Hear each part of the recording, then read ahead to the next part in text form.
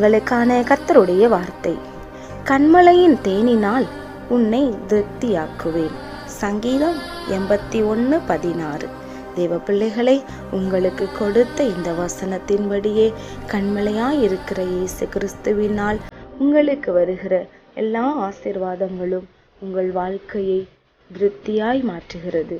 அது மாத்திரமல்ல, தேனை போல தேவன் கொடுக்கிற ஒவ்வொரு பொக்கிஷமான ஆசீர்வாதமும் அநேகருடைய கண்கள் ஆச்சரியமாய் பார்க்கிற அளவிற்கு உச்சிதமான கோதுமையினால் ஒவ்வொரு நாளும் உங்களை திருப்தியாய் போஷிக்க தேவன் போதுமானவராய் இருக்கிறார். ஜெபம் செய்வோம்.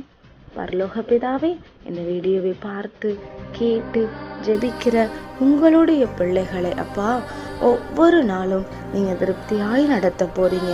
பிள்ளைகளுடைய குறைவுகள் எல்லாவற்றையும் நீங்க மாற்றி உச்சிதமான கோதுமையை கொடுத்து நீங்க போஷித்து வழி நடத்த போகிறதற்காக ஸ்தோத்திரம்.